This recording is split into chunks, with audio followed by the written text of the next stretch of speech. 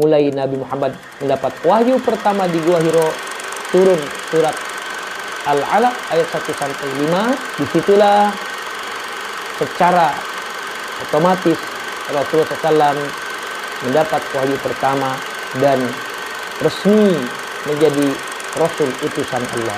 Kenapa Al-Quran tidak diturunkan kepada Rasulullah SAW sebagai Nabi akhir zaman langsung 30 juz? Bismillahirrahmanirrahim. Inna hadzal Qur'ana yahdi lillati hiya aqwam. Assalamualaikum warahmatullahi wabarakatuh. Alhamdulillahil qail ar-rahmanu 'allamal Qur'an khalaqal insana 'allamahul bayan wassalatu wassalamu 'ala man qala khairukum man ta'allamal Qur'ana wa 'allamah. Allahumma shalli wa sallim wa barik ala sayyidina Muhammadin ibni Abdillah wa ala alihi wa sahbihi wa man tabi'ahum bi ihsanin ila yaumil qiyamah. Amma ba'du. Para sahabat sekalian, kita bersyukur pada Allah Subhanahu wa taala pada kesempatan kali ini Allah berikan kesehatan untuk kita semua sehingga kita bisa kembali melanjutkan taklim kita. Di kesempatan kali ini tema yang kita angkat yaitu tentang sejarah bagaimana proses turunnya Al-Quran. Sahabat sekalian, Allah Subhanahu wa taala menjadikan Al-Quran sebagai satu mukjizat, ya, dikatakan sebagai salah satu mukjizat, bahkan disebut juga sebagai mukjizat terbesar untuk Nabi Muhammad Sallallahu Alaihi Wasallam. Sejarah tentang proses turunnya Al-Quran ini,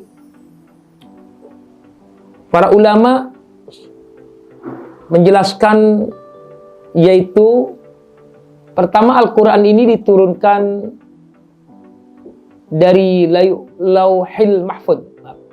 Dari Lauhil Mahfud kemana? Ke satu tempat yang disebut dengan Baitul Izzah,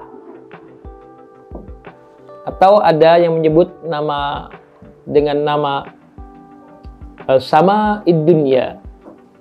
Bahasa kitanya langit-langit dunia. Baitul Izzah ini adalah tempat para malaikat beribadah. Sebagaimana dijelaskan dalam Aqidah Ahlussunnah wal Jamaah bahwa langit adalah tempatnya para malaikat. Malaikat berpenghuni di langit. Sebagaimana Allah jadikan bumi untuk manusia, maka langit Allah jadikan diantaranya untuk para malaikat. Dari Lauhil Mahfud ini Allah turunkan Al-Quran ke Baitul Izzah, ke langit-langit dunia atau Sama'id Dunya ini secara langsung. Yang kita ketahui sekarang ya 30 juz.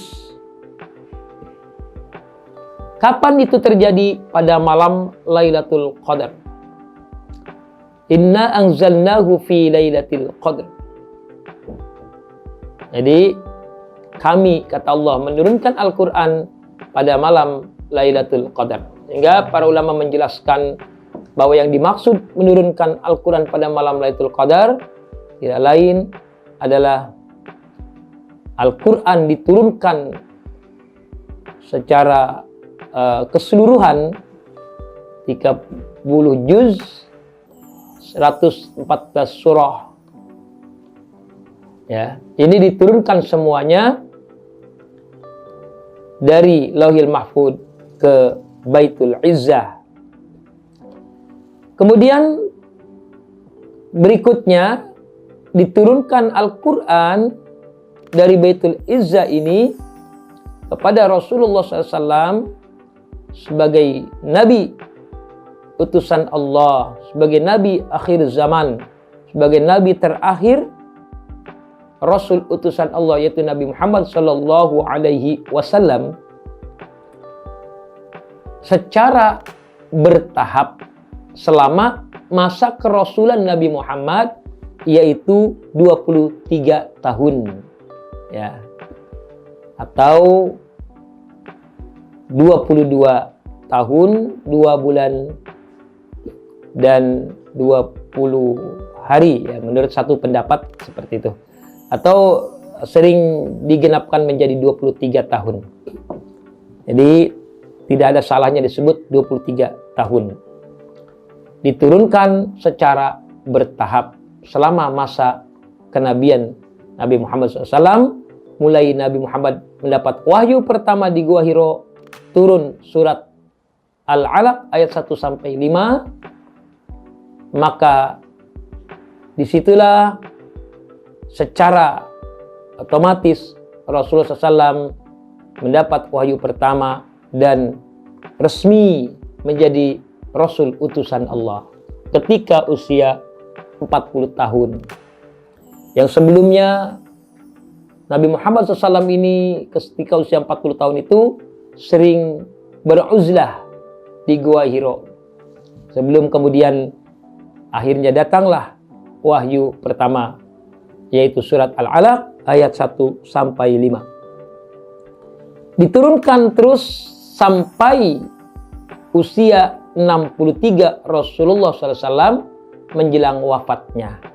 Wahyu terakhir turun menurut pendapat yang banyak diikuti, yaitu surah Al-Maidah ayat 3 yang berbunyi, Al-yawma akmaltu lakum dinakum wa atmamtu alaikum ni'mati wa raditu lakumul Islam madina. Ayat ini adalah ayat terakhir. Jadi demikian secara global bahwa proses turunnya Al-Quran itu melalui 2 periode. Periode pertama, seluruh isi Al-Quran 30 juz, 114 surat diturunkan dari Lauhil Mahfud ke Baitul Izzah. Kemudian diturunkan bertahap selama masa kenabian, yaitu 23 tahun, mulai usia 40 tahun Rasulullah SAW sampai meninggalnya usia 63 tahun secara berangsur-angsur. Para sahabat sekalian, selanjutnya proses turunnya Al-Quran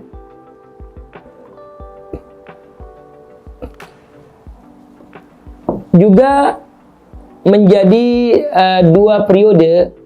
Diturunkan dari Baitul Izzah ini kepada Rasulullah, yaitu yang disebut periode Makkah dan periode Madinah. Jadi ketika Rasulullah SAW masih bermukim di Makkah, ini disebut periode Makkah. Dan setelah Nabi hijrah, baru kemudian disebut periode Madinah. Maka kemudian kita kenal ada surat atau ayat yang disebut Makkiyah, ada yang disebut juga dengan Madaniyah. Ya, Al-Quran itu ada yang disebut Makkiyah, ada yang disebut ayat Madaniyah. Apa itu Makkiyah? Ayat yang diturunkan ketika Nabi Muhammad berada di Makkah atau sebelum hijrah. Sedangkan ayat Madaniyah atau surat Madaniyah diturunkan di Madinah atau setelah Nabi hijrah. Ya, jadi harus ada kata setelah Nabi hijrahnya. Kenapa? Karena setelah Nabi hijrah ada ayat yang turun di Mekah, tapi kondisinya setelah Nabi hijrah tetap disebut ayat Madaniyah. Ya, jadi intinya disebut Makkiyah Madaniyah itu adalah disebut Makkiyah ketika Nabi belum hijrah, disebut Madaniyah ketika Nabi sudah hijrah. Bahwa kemudian timbul satu pertanyaan, kenapa Al-Quran tidak diturunkan kepada Rasulullah SAW sebagai Nabi akhir zaman langsung 30 juz. Ya. Sebagaimana Allah turunkan Al-Quran itu dari Lauhil Mahfudz ke Baitul Izzah, tetapi kenapa harus bertahap, harus sedikit demi sedikit diturunkan? Ada beberapa hikmah yang perlu diperhatikan. Kenapa Al-Quran diturunkan bertahap, ya, dari Baitul Izzah kepada Rasulullah SAW selama 23 tahun? Ya, kenapa tidak sekaligus saja? Maka hikmahnya diantaranya, pertama, turunnya Al-Quran secara bertahap akan memudahkan Al-Quran itu untuk dihafal. Karena umumnya bangsa Arab saat itu menghafal, ya, sehingga Rasulullah SAW tentu menghafal setiap ayat-ayat Al-Quran yang diturunkan, dihafal. Ya. Kalau seandainya diturunkan sekaligus 30 juz, maka akan sulit untuk dihafalkan atau tentu sangat memerlukan waktu. Tapi dengan Al-Quran diturunkan sedikit demi sedikit, maka akan sangat mudah untuk dihafalkan. Ya.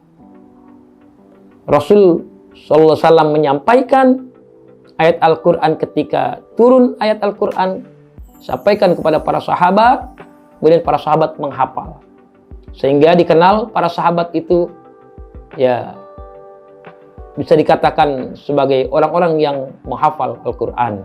Para sahabat sekalian, media dakwah Umsi TV, siapakah yang malaikat yang diperintahkan Allah untuk menurunkan ayat Al-Quran, atau malaikat yang ditugaskan oleh Allah untuk menurunkan Al-Quran? Sebagaimana kita ketahui bersama, yaitu malaikat Jibril alaihissalam. Ya, malaikat Jibril disebut malaikat yang bertugas untuk menyampaikan wahyu, yaitu wahyu Al-Quran. Untuk siapa? Untuk Rasulullah dan juga nabi-nabi sebelum Rasulullah, sebelum Nabi Muhammad SAW, yang mendapatkan kitab-kitab suci seperti Nabi Musa mendapatkan kitab Taurat, Nabi Isa mendapatkan kitab Injil, dan Nabi Daud mendapatkan kitab Zabur. Lalu isi kitab tersebut, kitab-kitab suci tersebut, diturunkan oleh malaikat yang bernama malaikat Jibril alaihissalam. Inilah tugas daripada malaikat Jibril untuk menurunkan Al-Quran. Jadi Jibril senantiasa datang kepada Rasulullah SAW ketika menurunkan ayat-ayat Al-Quran. Maka dalam kajian lain, terkadang Jibril ini karena seringnya mengirimkan wahyu untuk Rasulullah, terkadang Rasul menyebutnya sebagai temannya, ya, teman atau sahabat. Hingga ketika wahyu pertama turun, ya, ketika Rasul bersama Khadijah, Rasul sering menjelaskan pada Khadijah bahwa Jibril itu adalah temanku. Maka dalam satu riwayat, Khadijah istri Rasulullah SAW berkata, "Wahai suamiku, ya Rasulullah, nanti seandainya temanmu itu datang lagi, gitu, tolong beritahu aku." Maka kemudian Rasul mengiyakan. Singkat cerita, ketika saat Jibril datang, tentu hanya Rasulullah SAW yang bisa melihatnya, ya. "Wahai Khadijah, sesungguhnya sahabatku itu atau temanku itu datang." Maka kemudian Khadijah mendekatkan dirinya kepada Rasulullah SAW, ya, dengan seperti orang yang bersembunyi, menempelkan pipinya, ya, ke belakang, akan ya, seperti orang bersembunyi di belakang Rasulullah. Namun secara tidak sengaja ternyata aurat Khadijah atau Siti Khadijah ini tersingkap, ya, terbuka, ya, tentu yang namanya dalam rumah, ya. Ya, Rasulullah berdua di dalam rumah dengan Khadijah tentunya ketika Jibril datang, jadi auratnya tersingkap. Maka kemudian kata Rasulullah SAW berkata, wahai Khadijah, tadi sahabatku sudah datang, tapi dia pergi lagi. Khadijah berkata, kenapa demikian ya Rasulullah? Karena dia melihat auratmu. Maka kemudian Khadijah mengatakan, kalau begitu betul ya Rasulullah, wahai suamiku, sesungguhnya sahabatmu yang datang itu adalah malaikat. Seandainya dia tidak pergi ketika auratku tersingkap, maka dia bukan malaikat, dia adalah syaitan. Ini jawaban ini para ulama menjelaskan bahwa Khadijah sudah memahami, ya. Khadijah sudah banyak bertanya kepada saudaranya, yaitu seorang pendeta dari kalangan Nasrani bernama Waraqah bin Naufal. Ya, dijelaskan bahwa Khadijah ini adalah wanita terhormat, wanita yang cerdas, ya, sehingga sedikit mengerti tentang seperti apa konsep kenabian atau kerasulan itu. Di antaranya malaikat yang datang tidak mungkin mau melihat aurat seseorang. Nah, jadi kata Khadijah, betul kalau begitu engkau wahai Rasulullah, bahwa sahabatmu yang datang itu adalah malaikat karena dia tidak mau melihat aurat. Seandainya setan, maka dia tidak akan pergi. Baik, para sahabat kami akan Allah Subhanahu wa Ta'ala. Jadi malaikat Jibril menurunkan Al-Quran sebagai petugas yang diperintahkan Allah untuk menurunkan ayat-ayat Al-Quran. Karena seringnya, maka Jibril terkadang disebut sebagai sahabat oleh Rasulullah SAW. Kemudian kita sedikit menjelaskan tentang bagaimana cara turunnya Al-Quran, atau bagaimana cara Jibril mendatangi Rasulullah SAW ketika akan menyampaikan wahyu. Ada beberapa cara, ya. Jibril dijelaskan terkadang Jibril mendatangi Rasulullah SAW untuk membawa wahyu itu dengan wujud aslinya. Namun ini tidak banyak terjadi. Dalam sebuah riwayat dijelaskan hanya 3 kali Jibril menampakkan wujud aslinya di hadapan Rasulullah, itu sebanyak 3 kali. Insyaallah dalam kesempatan lain kita akan bahas kapan saja itu terjadi. Dan seringnya Jibril menyamar sebagai sosok laki-laki yang tampan. Ya, sebagaimana pernah Jibril datang kepada Rasulullah SAW dengan menyerupai seorang laki-laki yang tampan sekali, dan itu disaksikan oleh banyak sahabat ketika bersama Rasulullah SAW. Ya, ini dalam sebuah hadis sahih dijelaskan seperti itu, bahwa satu waktu ada seorang laki-laki datang, laki-laki yang sangat tampan, berbaju putih, berkendaraan putih-putih, bersih. Dia datang di hadapan Rasulullah, mengucapkan salam, lalu duduk di hadapan Rasulullah dengan duduk di hadapan Rasulullah sambil karena dekatnya sampai menempelkan pahanya dengan paha Rasulullah, menempel ini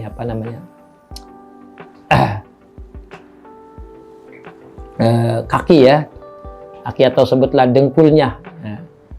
Sehingga sementara para sahabat yang lain melihat itu, mereka tidak ada satupun yang mengenal orang tersebut. Dia datang kepada Rasulullah sampai menempelkan pahanya ini karena dekatnya dengan Rasulullah.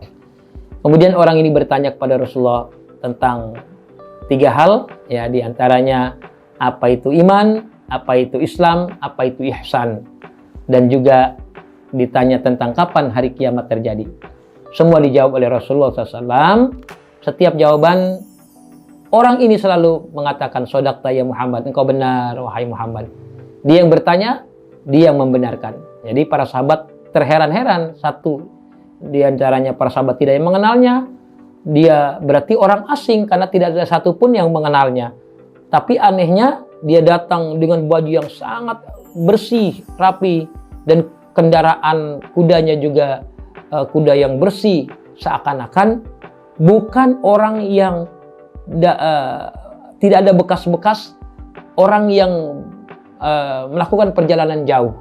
Karena logikanya orang itu kalau tidak dikenal berarti orang asing. Kalau orang asing berarti orang yang datang dari tempat yang jauh. Namun anehnya para sahabat tidak mengenalnya, tapi pakaiannya bersih, kendaraannya juga bersih, seperti orang yang bukan bekas perjalanan yang jauh. Kemudian dia juga bertanya kepada Rasulullah. Setiap pertanyaan kemudian orang ini membenarkan. Ini membuat heran para sahabat. Maka selesai itu kemudian orang ini berpamitan pergi. Maka Rasul bertanya, wahai kalian, tahukah kalian siapa yang datang tadi? Para sahabat Rasulullah SAW mengatakan Allah dan Rasulnya lebih tahu. Ya, mereka seakan ini mengatakan kami tidak mengenal satupun siapa orang tersebut. Dan Rasul mengatakan itu adalah malaikat yang datang. Dia datang untuk mengajarkan kalian tentang ilmu.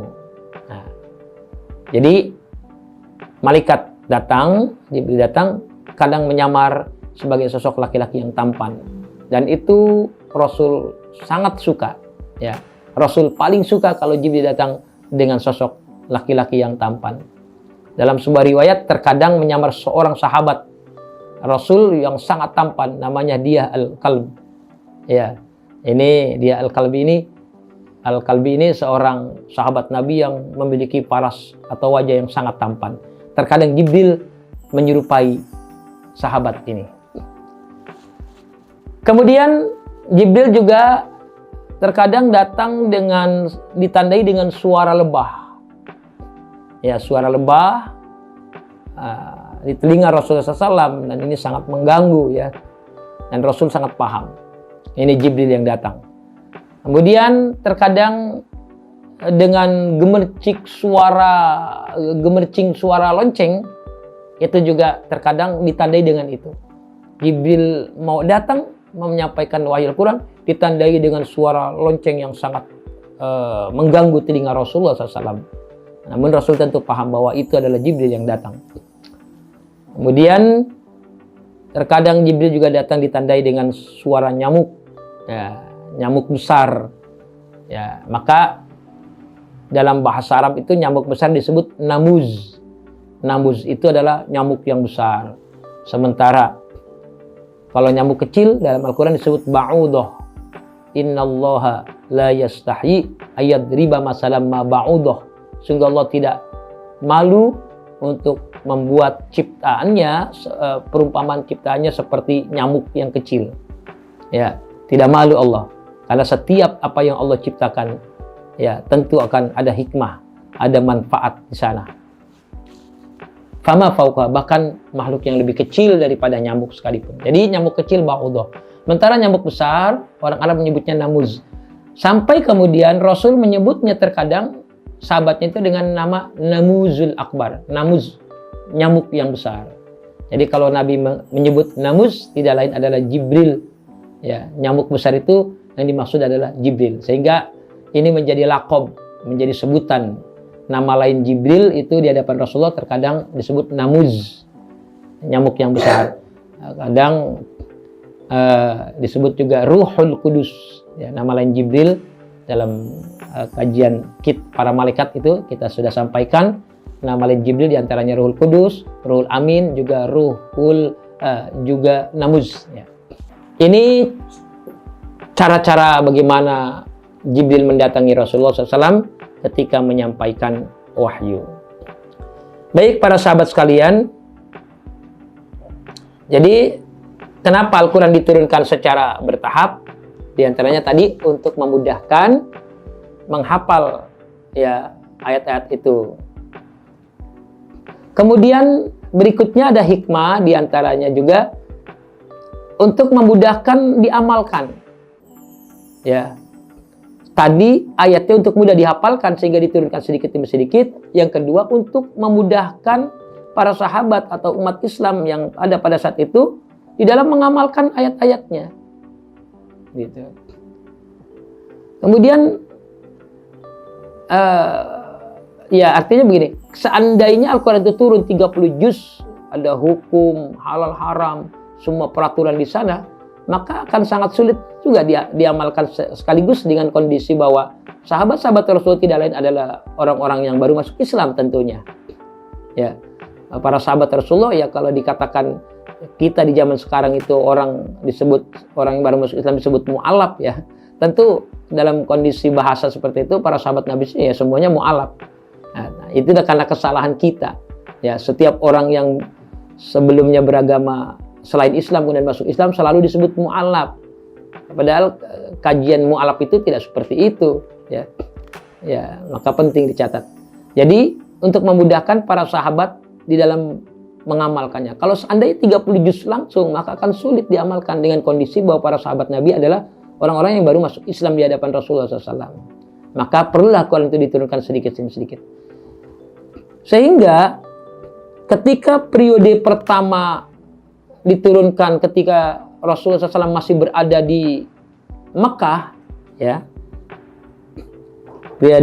periode Mekah, ya sampai mulai Rasul mendapatkan wahyu itu sampai sekitar 12 tahun 5 bulan atau genapnya 13 tahun.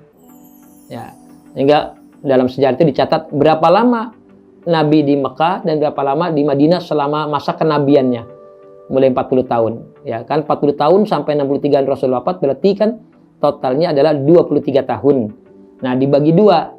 Nah, dibagi dua itu 13 tahun Nabi di Mekah dan 10 tahun Nabi di Madinah sampai wafatnya. Gitu. Nah, namun ada juga catatan tidak sampai 13 tahun, Nabi Muhammad 12 tahun 5 bulan. Nah, jadi sisanya berarti 10 tahun 7 bulan di Madinah, ya ini. Nah, ketika kondisi Nabi Muhammad masih di Mekah, tentu orang sangat baru-baru pertama kali masuk Islam, ya seperti yang disebut as-sabiqun al-awwalun, orang-orang yang dahulu masuk Islam seperti Sayyidina Abu Bakar As-Siddiq, orang pertama kali, ya tentu pertama adalah istri Rasulullah SAW Khadijah, kemudian anak angkat Rasulullah dari kalangan laki-laki Zaid, ya Zaid bin Haris, kemudian berikutnya orang dekat dengan Rasulullah, ponakan Rasulullah Ali bin Abi Thalib dari kalangan anak-anak muda. Ya, ini orang-orang yang pertama kali masuk Islam, as-sabiqun al-awwalun. Nah, kemudian baru kemudian orang-orang sekitar yang diajak oleh Rasulullah dan mau menerima Islam. Nah, banyak di kalangan orang-orang tidak mampu, kalangan budak, ya, yang lebih dahulu untuk menerima Islam.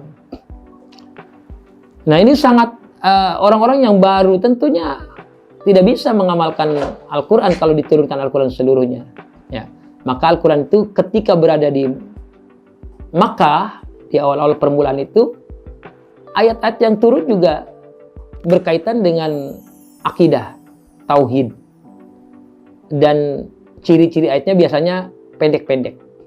Seperti akhir-akhir surat itu, ya, Qul huwallahu ahad, Allahu samad, lam yalid wa lam yulad wa lam yakul lahu kufuwan ahad. Qul a'udzu birabbil falaq, qul a'udzu birabbin nas. Yang pendek-pendek yang berkaitan dengan akidah. Ya, secara akidah dan tauhid secara umum itu banyak ayatnya turun di ketika Nabi di Mekah. Jadi gampangnya kalau kita katakan ya waktu awal-awal Islam datang, para sahabat baru mau masuk Islam, jumlahnya tidak begitu banyak, ya tentu ayatnya yang pertama ditanamkan adalah berkaitan dengan akidah. Kuatkan dulu akidahnya. Belum turun waktu di Mekah itu ayat-ayat yang berkaitan dengan kehidupan bermasyarakat, ya muamalah, ya syariah, hukum-hukum secara rinci, itu juga belum turun. Karena orang masih dikuatkan dulu akidahnya. Nah, seperti itu ya, dan sekalian akidahnya dulu. Hingga ayatnya juga pendek-pendek, ya tidak panjang-panjang. Ini ciri-ciri ayat Makkiyah. Kemudian ciri ayat Madaniyah setelah Nabi hijrah di Madinah, maka semakin banyak orang masuk ke dalam agama Islam. Ya, semakin banyak orang menyatakan berbaiat kepada Rasulullah untuk menerima Islam. Maka mulailah peraturan hukum-hukum banyak turun ya di kota Madinah itu ketika Nabi sudah hijrah, ya seperti bagaimana proses turunnya larangan tentang khomer, ya tidak boleh mabuk, tidak boleh berjudi, tidak boleh zina. Yang mana perbuatan-perbuatan dosa besar ini banyak dilakukan oleh orang-orang jahiliyah ketika belum mengenal Islam. Ketika mereka mengenal Islam, maka tidak serta-merta itu dilarang semua, karena mereka masih baru, masih belajar. Akidahnya ditanamkan. Nah, ketika sudah di Madinah, sebutlah iman mereka sudah semakin kuat, jumlah semakin banyak orang beriman, maka mulailah peraturan-peraturan syariah ditetapkan. Turun ayat-ayat berkaitan dengan syariah, dengan ayat-ayat berkaitan dengan ukhuwah, persaudaraan, muamalah, ya, sosial, bermasyarakat dan seterusnya. Turun di Madinah itu. Jadi melihat kondisi. Nah. Baik. Kemudian yang terakhir adalah Al-Quran diturunkan bertahap. Juga diantaranya kata para ulama sebagai bentuk hiburan untuk Rasulullah. Dikala Rasulullah SAW dalam keadaan duka, ya tentu sebagaimana manusia biasa yang memiliki sifat a'radul basyariyah kan, dalam ilmu akidah, Nabi Muhammad juga memiliki sifat-sifat kemanusiaan. Bisa lapar, bisa haus, ya bisa kenyang, bisa sedih, bisa bergembira, ya sebagaimana umumnya perasaan-perasaan yang dimiliki manusia, Rasul juga memiliki. Ya, hanya nanti bedanya tentu kualitasnya dengan manusia biasa sangat berbeda. Ya, hingga dijelaskan bal huwa kal yakut bi bainal hajari. Seandainya seluruh manusia itu ibarat batu-batu, bentuknya batu, ya, maka Rasul ibarat batu yakut, batu permata yang sangat indah di antara batu-batu biasa. Manusia biasa, ya batu biasa, batu kali, batu sungai, batu akik. Sementara Rasul SAW itu adalah permata, sama-sama batu, tapi kualitasnya yang sangat jauh berbeda. Apa yang membedakannya? Diturunkan wahyu kepadanya sebagai makhluk pilihan Allah. Namun tetap memiliki a'radul basyariyah. Nabi lapar, Nabi bisa haus, bisa kenyang, Nabi juga bisa ngantuk, tertidur, ya istirahat. Nabi juga sebagai seorang laki-laki menikah, punya anak, seperti itu. Nah, ketika dalam kondisi duka, nestapa, atau dalam kondisi Rasul hatinya gundah gulana, maka Al-Quran itu turun sebagai bentuk hiburan. Nah, jadi hikmah diturunkan Al-Quran itu selain mudah dihafalkan, juga mudah diamalkan, ya itu juga diantaranya sebagai hiburan untuk Rasulullah SAW. Dikala Rasul gundah, turun malaikat menyampaikan wahyu dari Allah, hiburan, kuat lagi, semangat lagi untuk berdakwah, seperti itu. Baik, ayahanda bunda sekalian, mudah-mudahan di kesempatan ini kita semua mendapatkan pelajaran, kita pahami proses turunnya Al-Quran, ya secara singkat. Ada dua, dari Lauhil Mahfud Allah turunkan sekaligus 30 juz ke Baitul Izzah, tempatnya para malaikat, ya, atau Sama'id dunya, langit-langit dunia. Semuanya 30 juz. Nah, setelah itu diturunkan kepada Rasulullah secara bertahap, sedikit demi sedikit selama masa kenabian Nabi Muhammad 23 tahun. Nah, itu. Kemudian turunnya 23 tahun itu dibagi dua periode. Periode Mekah ketika Nabi belum hijrah ke Madinah, 13 tahun di Mekah dakwah, turun ayat-ayat Al-Qur'an berkaitan dengan akidah itu ya selama 13 tahun. Pindah ke Madinah atau hijrah ke Madinah selama 10 tahun sampai Nabi wafat. Nah, turun bertahap. Nah, inilah yang disebut dengan surat Madaniyah ketika Nabi sudah hijrah. Mudah-mudahan bunda sekalian bisa memahami, sahabat sekalian bisa sedikit mendapat ya tambahan ilmu yang bisa menyimak di kajian kita pada kesempatan ini. Demikian akhir kata, assalamualaikum warahmatullahi wabarakatuh.